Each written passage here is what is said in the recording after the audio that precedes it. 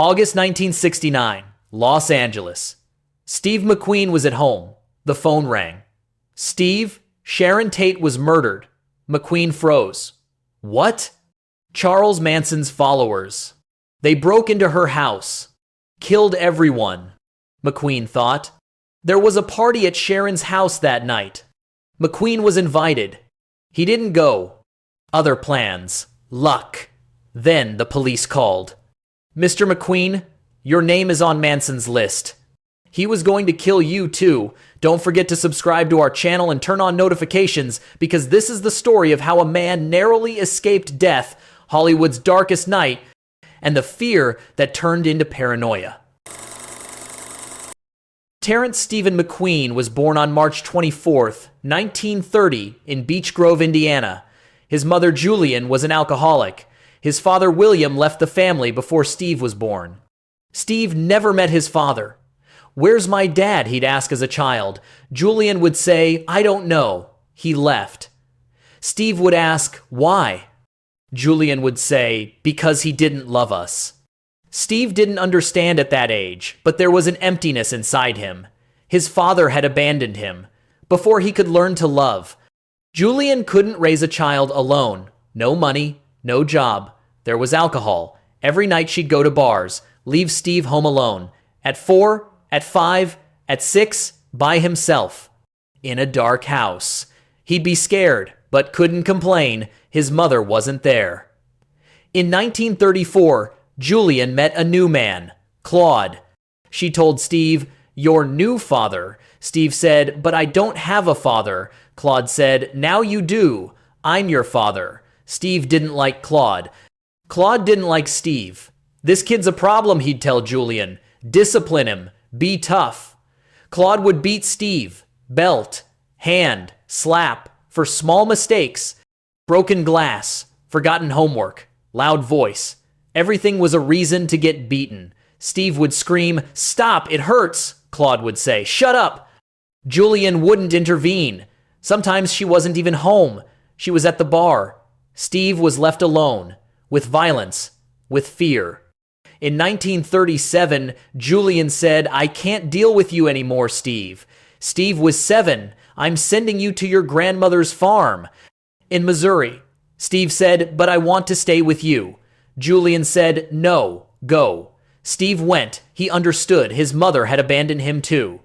He stayed at grandmother Lillian's farm for a few years. It was better. No violence, but no love either. Lillian was a strict woman. Work, don't complain, men don't cry. Steve worked, in the field, in the barn, at 8, at 9, but he wasn't happy. He was lonely again. In 42, his mother took him back. They'd moved to Los Angeles. Steve was 12. Maybe this time will be different, he thought, but it wasn't. Julian was still an alcoholic. Claude was still violent. Steve was bigger now. He resisted.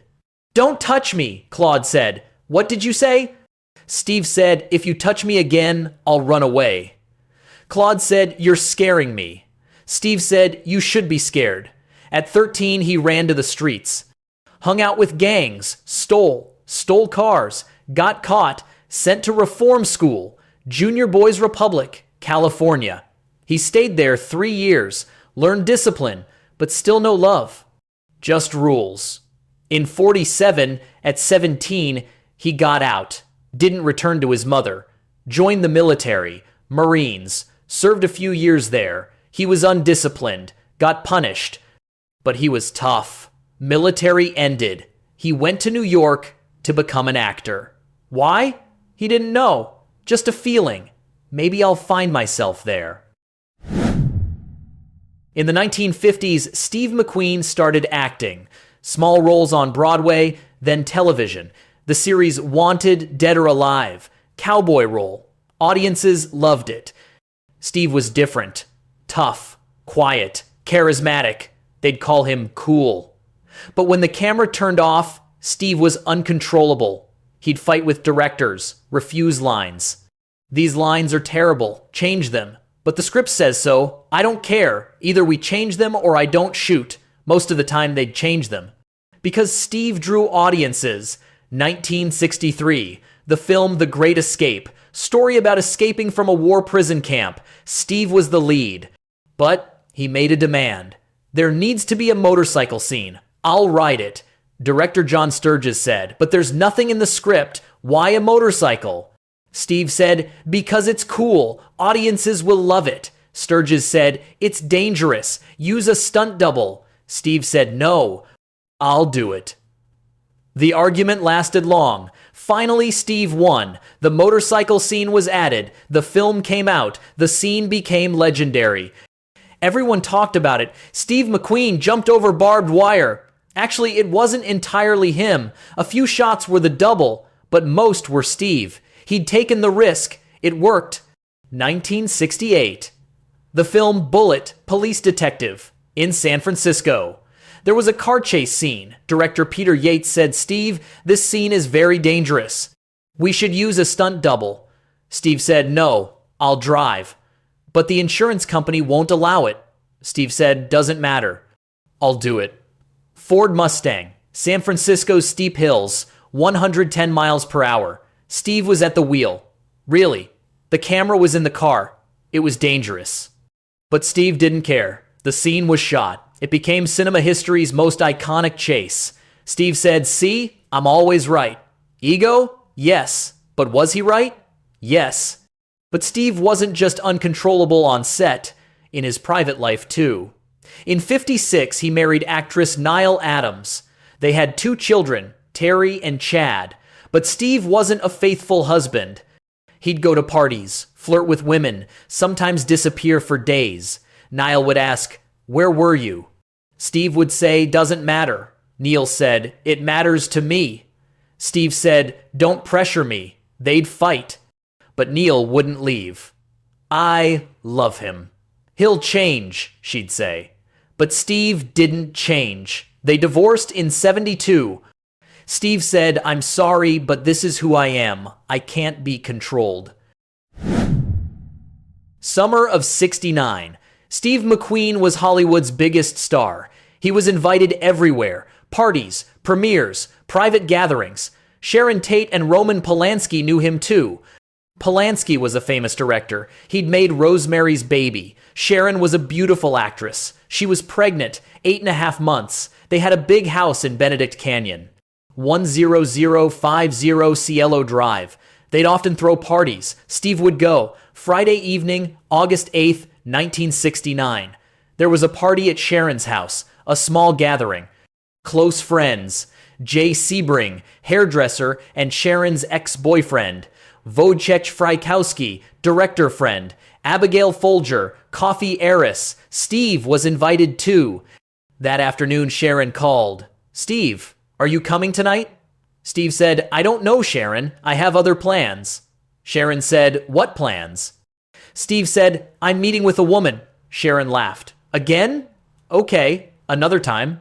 Steve said, thanks, Sharon. That evening, Steve was somewhere else. Meeting with a woman. Who she was never revealed. Maybe an actress. Maybe a model. Doesn't matter. What matters is Steve wasn't at Sharon's house. At Cielo Drive, the party continued. They ate dinner, drank wine, talked, laughed. As the night went on, guests left. Only Sharon, Jay, Wojciech, Abigail remained. And Stephen Parent, a young man doing yard work at the house. Near midnight, he was there. At that time, 4 people got in a car. Tex Watson, Susan Atkins, Patricia Krenwinkel, Linda Kasabian, Charles Manson's followers. Manson had given orders, go to Cielo Drive, kill everyone there, make it as gruesome as possible. Why? Manson had a crazy plan. He called it Helter Skelter. He wanted to start a race war, to incite blacks against whites by killing rich whites and blaming blacks. Did it make sense? No. But Manson was insane anyway. Past midnight, the car came to Cielo Drive. The house was quiet. Lights were on. They went to the gate. It was locked. They climbed over the garden wall. Went inside. Stephen Parent was leaving. Getting in his car. Tex saw him. Pulled out a gun. 4 shots. Stephen died. Immediately. Nobody woke to the sound. Tex went to the house, opened the door. The others came in. Inside, Wojciech was sleeping on the couch. He woke up. "Who's there?" Tex said. "Be quiet and don't move." Wojciech got up, tried to run. Tex hit him in the head with the gun. Wojciech fell. Susan pulled out a knife, stabbed Wojciech multiple times, screams. Abigail woke up, ran. Patricia chased her, caught her. Stabbed her. Sharon was in the bedroom. Jay was with her. Tex came in. "Come out," Sharon said. "Please, I'm pregnant." Tex said, "I don't care." Jay tried to resist. Tex shot, stabbed. Jay died. Sharon was crying. "My baby. Please, for my baby." Susan asked, "Don't you have mercy?" Sharon said, "Yes, just let my baby live. Kill me, but take my baby." Susan said, "No," stabbed her. Multiple times. Sharon died in her 8.5 month of pregnancy. 8:30 in the morning. Housekeeper Winifred Chapman came, opened the door, saw blood, screamed, ran, went to the neighbor, called police. Police came. Horrific scene. 5 bodies. Blood everywhere. Pig written on the wall. In blood. The officers were shocked. Who does this? Next morning, Steve McQueen read the newspaper. Big headline. Sharon Tate slaughtered. Steve froze. Kept reading. Cielo Drive. Last night. 5 dead. Horror. Steve picked up the phone. Called Roman Polanski. Polanski was in Europe filming. He'd heard the news. "Roman, I'm so sorry." Polanski was crying. "She was pregnant, Steve. My baby died too," Steve said. "I know. It's unbearable," Polanski said. "Were you there last night?" Steve said. "No. I didn't go. I had other plans." Polanski said, "You're lucky." Steve said, "I know." A few days later, the police called Steve. "Mr. McQueen, we need to speak with you." Steve said. "Why?" "Please come to the station." Steve went. The detective said, "Were you going to be at Sharon Tate's house that night?" Steve said, "I was invited, but I didn't go." "Why?" The detective showed him a paper. "This is a list we found at Charles Manson's house. Names of people to be killed. Your name is on it." Steve was shocked. "What?" The detective said, "Manson's hit list. Sharon Tate, Jay Sebring, Steve McQueen, Frank Sinatra, Elizabeth Taylor, Tom Jones, all on the list." Steve said, "Why me?" The detective said, "We don't know. Maybe because you're famous. Maybe Manson has some crazy reason. But your name is there." Steve said, "I could have been there that night." The detective said, "Yes, you're very lucky, Mr. McQueen." Steve went home, locked the door, looked at the windows. Paranoia had begun. Manson wanted to kill me. He might still want to. His followers could be out there. He bought a gun, always carried it. Installed a security system, house alarms, cameras, increased guards. He told friends, "We're not safe anymore. Manson could be anywhere." August 69 continued. Manson's followers attacked again. Leno and Rosemary LaBianca, a wealthy couple, killed in their home in similarly horrific fashion. Hollywood was in panic. Who's next? In September 69, police arrested Charles Manson with his family. Confessions came. Manson said, "I didn't kill, but I gave the orders." The trial started in 70. Manson and his followers were found guilty. Life in prison. Manson died in prison in 2017. Steve relaxed, but the paranoia didn't end. For the rest of his life, he carried a gun. Used security systems. "I could have been there that night. I could have died like Sharon," he'd think. Years later, Niall Adams said Steve changed after that night. More nervous, more paranoid. Death followed him every day. In the late 60s, Steve formed another friendship with Bruce Lee. Bruce was a martial arts instructor. Steve said, "I want to learn to fight." Bruce said, "Why?" Steve said, "Because I want to look real in films." Bruce said, "Are you ready? It'll be tough." Steve said, "I'm always ready." Training began. Bruce taught Steve Jeet Kune Do, his own style. Be like water, fluid, fast. Steve learned, but not just fighting, philosophy too. "Life is a struggle, Bruce. I came from the streets. You struggled too. Bruce said yes. But I didn't give up. You don't give up either. The friendship deepened. Families met. They spent time together. July 1973. Steve got a phone call. Bruce is dead. Steve said, "What?" In Hong Kong. Brain edema. 32 years old. Steve collapsed. No, this can't be real. The funeral was in Seattle. Steve went. Put his own shirt and sunglasses in Bruce's coffin. "Don't go, brother. We had so much more to do together," he said. He cried. Bruce's son Brandon looked at his father's coffin. He was 8. Steve hugged him. "Your dad was a hero. Don't forget," Brandon said. "I won't, Uncle Steve."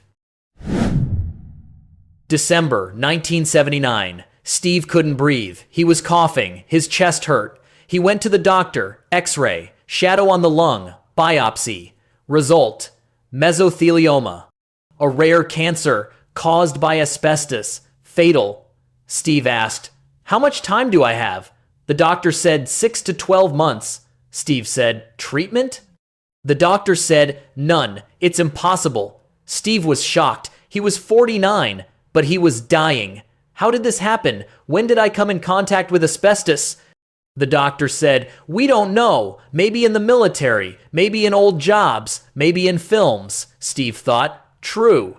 In the military, there was asbestos on ships. When he was a young worker, there was asbestos in factories. On film sets, stunt equipment could contain asbestos. Years of exposure. Now it was killing him. There was no treatment in America. But Steve said, "I'll find another way." He researched alternative medicine in Mexico. A doctor named William Donald Kelly. His license had been revoked, but he claimed cancer treatment, diet, vitamins, coffee enemas, secret injections. It wasn't scientific. But Steve said, "I have to try." In 1980, he went to Mexico, started treatment. But it didn't work. The tumor grew. Steve got thinner. From 175 pounds to 130. November 1980, Steve said, "I want surgery." Kelly said, "It's risky, but we can try." Surgery on November 6th lasted 5 hours. The tumor was removed. Steve survived. But the next day, heart attack.